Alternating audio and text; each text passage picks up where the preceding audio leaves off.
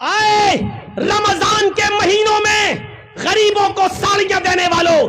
رمضان کے مہینے میں غریبوں کو کپڑے دینے والوں، رمضان کے مہینے میں چادریں دینے والوں، صدقہ و خیرات کرنے والوں، اس غریب کی مدد کرتے وقت ویڈیو بنانے والوں، ان کے فوٹو کھینچ کے واٹس ایپ گروپ پہ ڈالنے والوں اور یہ دکھانے والوں کہ میں نے آج اتنے غریبوں کی مدد کی ہے، تم اللہ کے عرش کے سائے میں جگہ نہیں پاؤ گے، اس لیے کہ تم نے اپنے صدقے و خیرات کی نمائش کی ہے، تم نے اس غریب کو بھی ذلیل کیا ہے، تم نے اس غریب کو بھی رسوا کیا ہے۔ یہ کون سا صدقہ ہے کہ آپ غریب کی مدد کر رہے ہیں؟ اور ایک بیچاری ایک عورت اپنے بچے کو لے کر آئی ہے، دودھ پی رہا ہے اس کا بچہ، اور اس کے ساتھ فوٹو، اس کو تیل دے رہے ہو، چاول دے رہے ہو، گیہوں دے رہے ہو، شربت روح افزا کی بوتل دے رہے ہو، اور اس کا فوٹو بھی کھینچ کے واٹس ایپ پہ ڈال رہے ہو کہ میں نے آج 10 غریب عورتوں کی مدد کی، آج میں نے 20 غریب عورتوں کی مدد کی ہے۔ تم نے اس عورت کو بھی ذلیل کر دیا، جبکہ صدقہ و خیرات کا تو یہ حکم تھا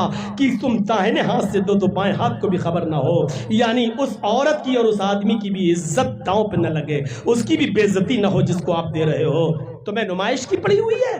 تمہیں 100 آدمیوں کا روزہ افطار کراتے ہو تو فوٹو کھینچتے ہو، یہ آج میں نے 100 آدمیوں کو روزہ افطار کرایا ہے، دعا کرنا اللہ تعالیٰ سے کہ اللہ ہمارے روزہ افطار کو قبول فرمائے۔ اب کیا قبول فرمائے گا اللہ؟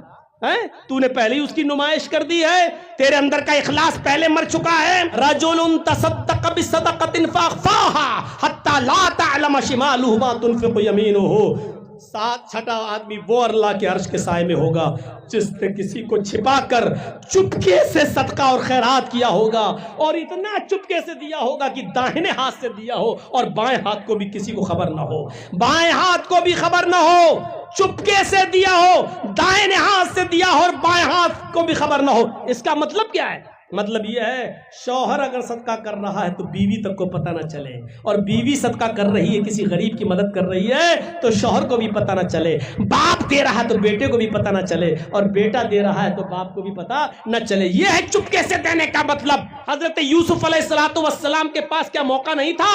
بادشاہ مصر کی بیوی نے پورا موقع دیا تھا، یہ دروازہ بھی بند، وہ دروازہ بھی بند، یہ دروازہ بھی بند، ایک دروازہ نہیں، غلقت الابواب، کئی دروازے تھے، سارے دروازے بند کر کے کہنے لگی ہائی طلق، آئی یوسف آؤ میرے پاس۔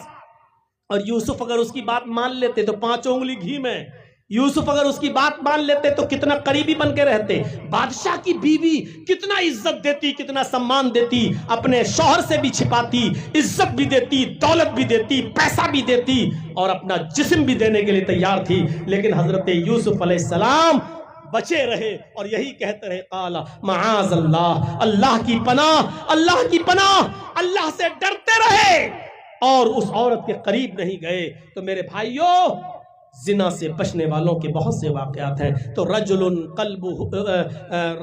دعته امرأة ذات منصب و جمال فقال انی اخاف اللہ۔ 5واں وہ آدمی عرش کے سائے میں ہوگا جس کو کسی خوبصورت، حسین و جمیل، شریف عورت نے برے کام کے لیے بلایا اور اس نے کہہ دیا کہ میں اللہ سے ڈرتا ہوں۔ 5واں آدمی